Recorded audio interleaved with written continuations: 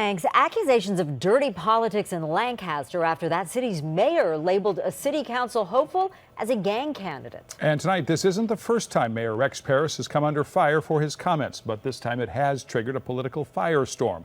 KCAL9 political reporter Dave Bryan live tonight in Lancaster. Dave, with details plus reaction in this latest controversy.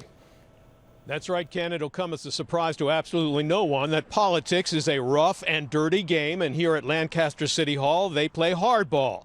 But some folks here in the city say that even by those extremely low standards, a new campaign mailer sent out just a few days ago by Mayor Rex Parris to voters in the region attacking a city council candidate may be setting a new low.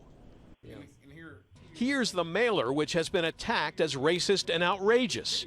In it, Mayor Rex Parris, who's no stranger to controversy, calls on voters to defeat the gang candidate, Jonathan Irvin, an engineer and Air Force Reserve officer after 16 years of active duty. Are you the gang candidate? Absolutely not. That is one of the most hurtful comments that I've ever heard uttered in the public square. You did call Mr. Irvin a gang candidate. We are in an election. And that's my opinion.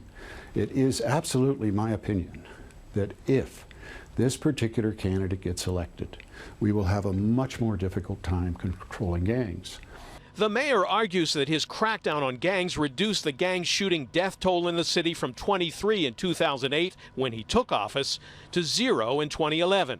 And he says not only did Irvin oppose his efforts to rein in the gangs, but he also allowed anti-law enforcement remarks at a peaceful Trayvon Martin solidarity rally in 2012. Remarks like this. Their son was murdered by the sheriffs in Palmdale. 11 shots was given to his back.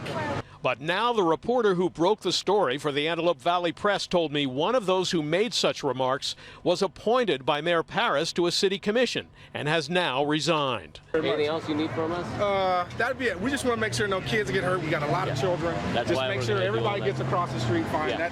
That's the major thing. That's what we want to do.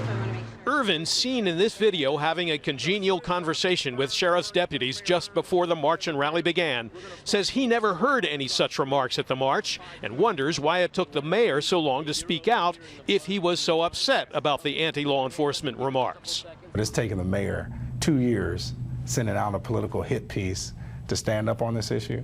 I think the public sees right through this. In the campaign mailer in support of two other city council candidates, Mayor Parris says this about the possibility Irvin could be elected to the council. If he is on the council, he will know about ongoing operations to fight the gangs. When he passes this information to his friends, the safety of our deputies and our families will be in jeopardy. You don't think that's a little over the top? Well, I think it might be a little over the top. I think it might be a little over the top. I also think it's politics, but I also think that when he led that march, he allowed people to be flashing gang signs on the cameras. He did nothing to control that event. You're actually saying here that he's conspiring with gangs, his friends, the gang. I think anybody... That's more than a difference in policy. When you have 23 murders of young people, and you were the guy opposing everything we did to save those children's lives, I don't know that it's that far over the top. What he's saying is pretty clear, that you would be giving information to the gangs to avoid law enforcement. That's exactly how I interpret it. That's how the public interprets it. This is why the public is outraged. I'm an Iraqi freedom veteran, and I've been trusted with some of our country's most sensitive secrets.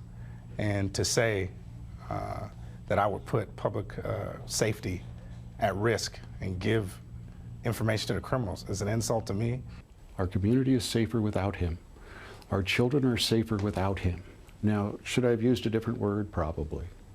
But we are talking about the lives of young people in my city.